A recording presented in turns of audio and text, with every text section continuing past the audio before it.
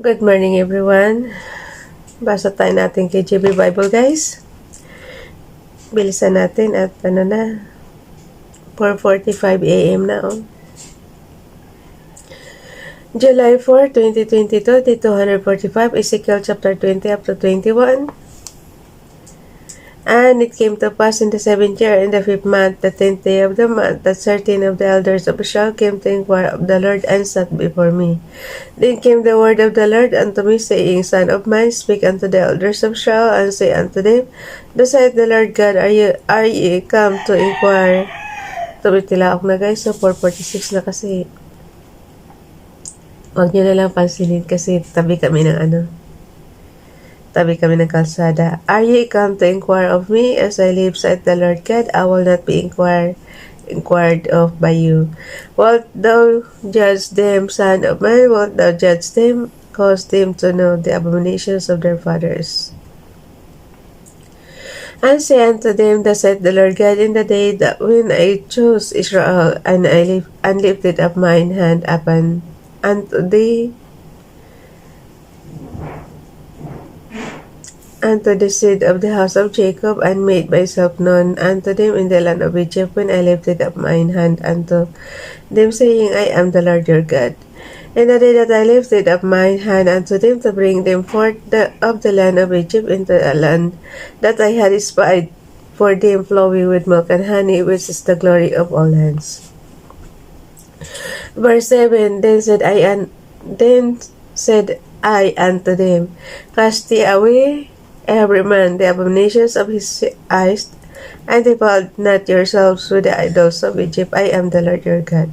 But they rebelled against me, and would not hearken unto me. They did not every man cast away the abominations of their eyes, neither did they forsake the idols of Egypt.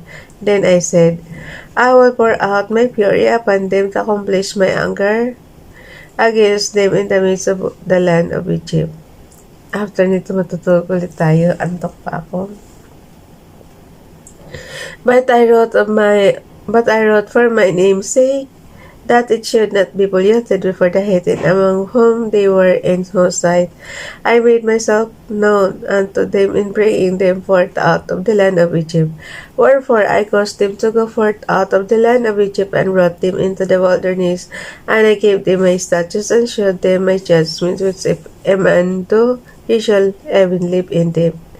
Moreover also I gave them my Sabbaths to be a sign between me and them, and they might know that I am the Lord that sanctified them.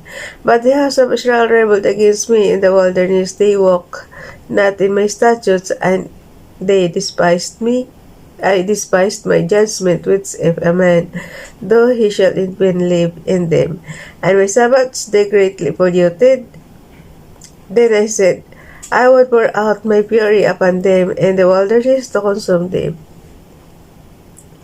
Verse 14, But I wrote for my name's sake, that it should not be polluted before the heathen in whose sight I brought them out. Pakisabayin ako basa guys. Yet also I lifted up my hand unto them in the wilderness, that I would not bring them into the land which I had given them, flowing with milk and honey, which is the glory of all lands. Verse 16, Because they despised my judgment, and walk not in my statutes, but polluted my Sabbaths, for the heart went after their idols. Verse 17, Nevertheless, mine eyes spurred them from destroying them, neither did I make an end of them in the wilderness. But I said unto their children in the wilderness, Walk ye not in the statutes of your fathers, neither observe their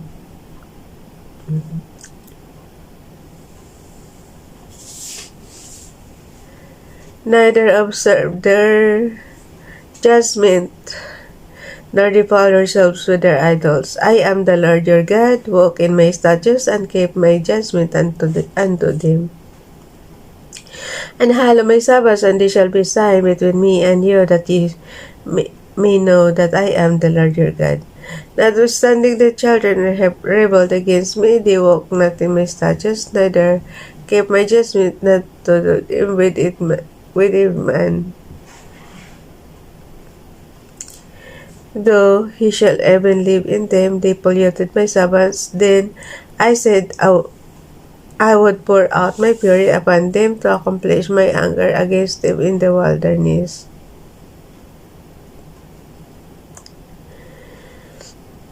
Verse 22, Nevertheless, I withdrew mine hand and wrote for my name's sake, that it should not be polluted in the sight of the heathen, in whose sight I brought them forth. I lifted up mine hand unto them also in the wilderness, that I would scatter them among the heathen, and disperse them through the countries, because they had not executed my judgment, but had despised my statutes, and had polluted my Sabbaths, and their eyes were after their fathers' idols. Wherefore I gave them also statutes that were not good, and judgment whereby they should not live. And I polluted them in their own gifts, in that they caused to pass through the fire. All they opened it, the womb, that I might make them desolate to the end, that they might know that I am the Lord. Therefore, Son of man, speak unto the house of Israel, and say unto them, Thus saith the Lord God, yet in this your fathers have blasphemed me, and that they have committed a trespass against me. For when I had brought them into the land for the which I lifted up mine hand to give it to them, that they saw every high hill and all the thick trees, and they offered their sacrifices, and there they presented the provocation of their offering. They made their sweet savour, and poured out their drink offerings. Verse 29, Then I said unto them, What is the high place whereunto ye go? And the name whereof is called Bama unto this day. Wherefore say unto the house of Israel, Thus saith the Lord God, Are ye polluted after the manner of your fathers, and commit ye whoredom after their abominations? For when ye offer your gifts, when ye make your sons to pass through the fire, ye pollute yourselves with all your idols, even unto this day, and shall I be inquired of by you, O house of Israel? As I live, saith the Lord God, I will not be inquired of by you. And that which cometh into your mind shall not be at all that ye say, We will be as the heathen, as the families of the countries, to serve wood and stone. As I live, saith the Lord God, surely with a mighty hand, and with a stretched out arm, and with fury poured out, will roll over you. And I will bring you out from the people, and will gather you out of the countries wherein ye are scattered, with a mighty hand, and with a stretched out arm, and with the fury poured out. And I will bring you into the wilderness of the people, and there will be I plead with you face to face, like as I pleaded with your fathers in the wilderness and of the land of Egypt, so will I plead with you, said the Lord God.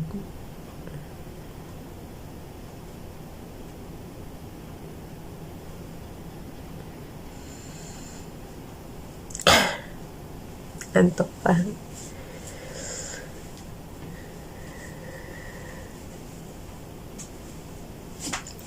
Okay, ulitin ko yung verse 35.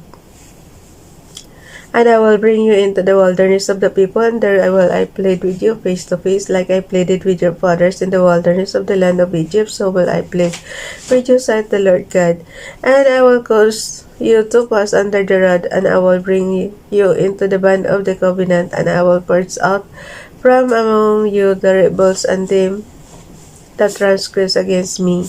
I will bring them forth out of the country where they sojourn, and they shall not enter into the land of Israel. And ye shall know that I am the Lord. As for you, O house of Israel, thus saith the Lord God, Go ye serve every one his idols, and hereafter also, if ye will not hearken unto me, be pollute ye my holy name no more with your gifts and with your idols.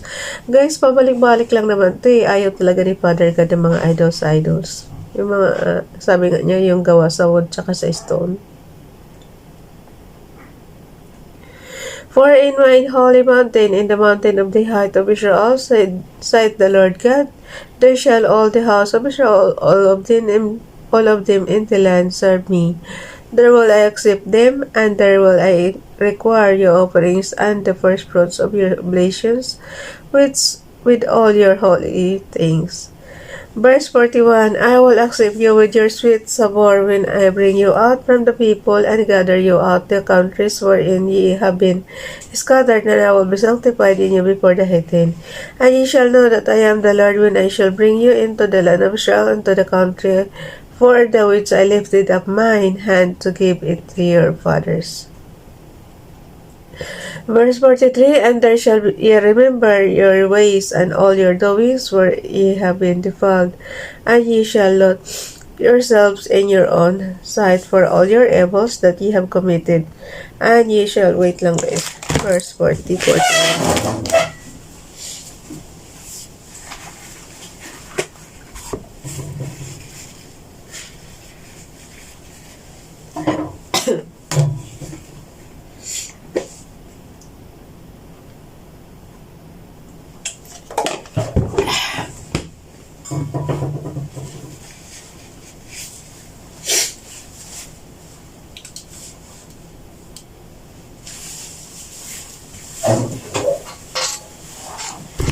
Verse 44, and ye shall know that I am the Lord when I have wrought with you for my name's sake, not according to your wicked ways, nor according to your corrupt doings, O ye house of Israel, saith the Lord God. Moreover, the word of the Lord came unto me, saying, Son of man, set thy face toward the south, and drop thy word toward the south, and prophesy against the forest of the south field. And say to the forest of the south, Hear the word of the Lord, thus saith the Lord God, Behold, I will kindle a fire, and there it shall devour every green tree in thee, and every dry tree. The flaming flame shall not be quenched, and all places from the south to the north shall be burned therein, and all flesh shall see that I the Lord have kindled it, it shall not be quenched. Then said I, Lord God, they say of me, doth he not speak parables? Oh, hanggang saan ba tayo? Hanggang 21 ba? Okay.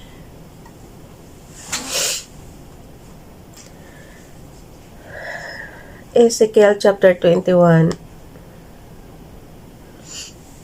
And the word of the Lord came unto me, saying, Son of man, set thy face toward Jerusalem, and drop thy word toward the holy places, and prophesy against the land of Israel.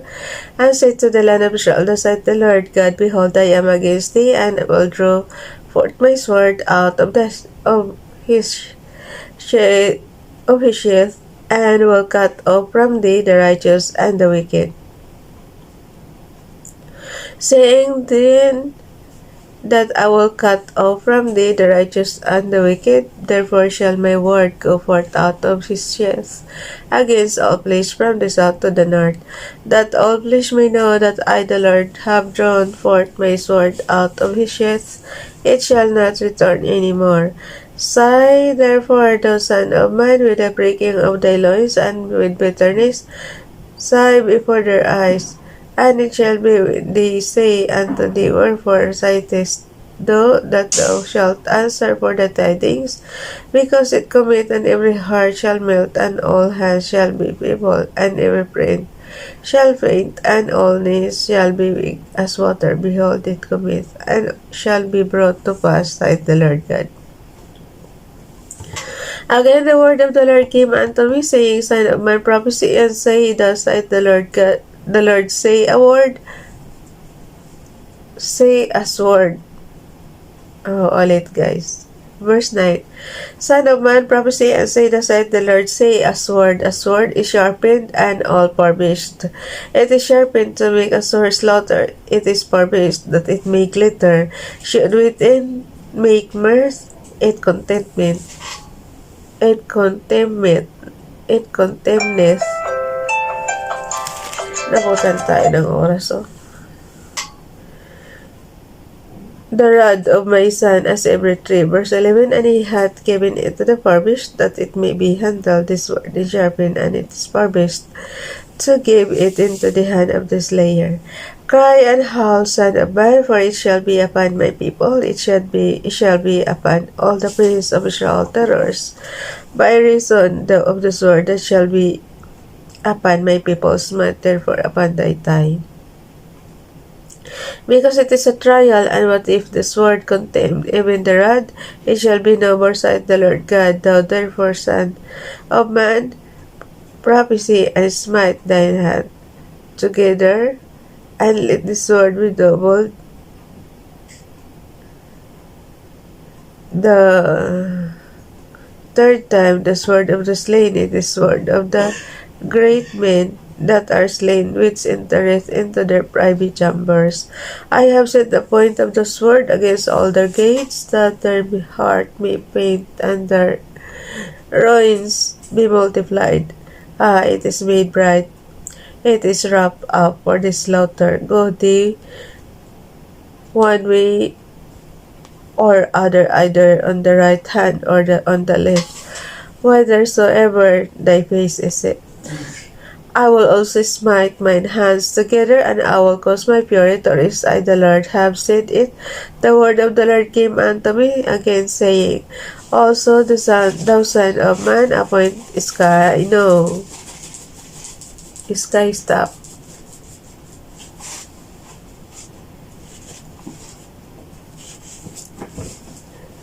Okay. Verse 17. I will also smite mine hands together, and I will cause of my fury to rest. I, the Lord, have said it. The word of the Lord came unto me again, saying, also thou son of man, appoint it always that the sword of the king of Babylon may come, both twain shall come forth out of one land. Sky, what are you doing? 19 tayo, guys, ha. What is that?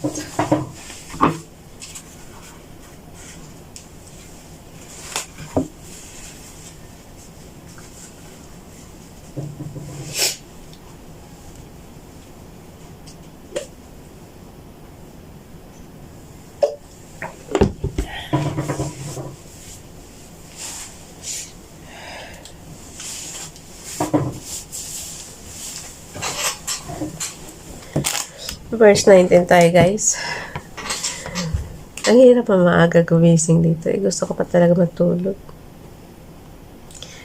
Kaya lang pagka tanghalin kasi tayo gumawa nito, nakita nyo naman sobrang iingay ng background. So, taste talaga. Kailangan natin gumising maaga. Kanina pa kami kasi umalis si Bonso, papunta si Bonso. Maaga rin kami gumising. Verse 19 tayo. Sky, no. Sky. Yung aso namin, guys. Okay, verse 18. The word of the Lord came unto me again, saying, also thou son of man, appoint that the two ways that the sword of the king of Babylon may come. Both twain shall come forth out of one land, and choose thou a place.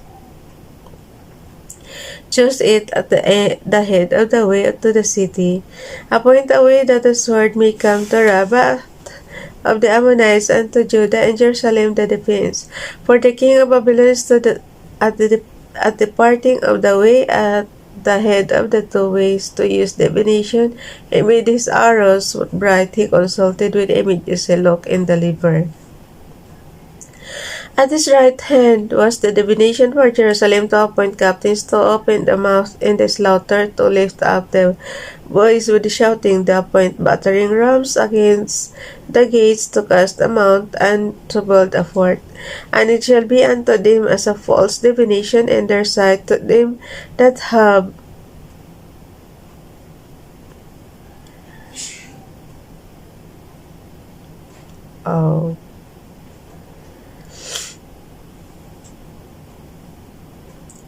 ulitin ko yung verse 23. And it shall be unto them as a false divination in their sight to them that have sworn oaths, but he will call to remembrance the iniquity that they may be taken. Therefore thus saith the Lord God, because ye have made your iniquity to be remembered, and that your transgression are discovered, so that in all your doings your sins do appear, because I see that ye are come to remembrance, ye shall be taken with the hand. And the profane wicked prince of Israel, whose day is come when iniquity shall have an end. Thus saith the Lord God, remove the diadem, and take off the crown, they shall be the same exalt him that is low, and abase him that is high. I will overturn it, and it shall be no more until he come whose right it is. And I will give it him, and the son of man prophecy, and say, thus saith the Lord God concerning the Ammonites, and concerning the reproach. Even say the sword is drawn for the slaughter, it is for beast to consume because of the glittering.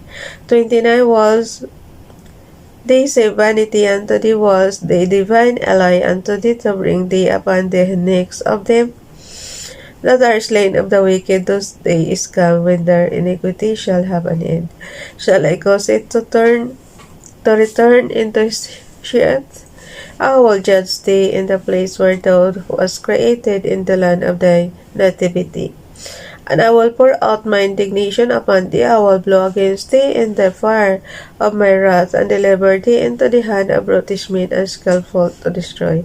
Thou shalt be to fuel to the fire, thy blood shall be in the midst of the land, thou shalt be no more remembered, for I, the Lord, have spoken it. Titindi na maparosa nila, guys. Please, as Heavenly Father na lang. God bless everyone.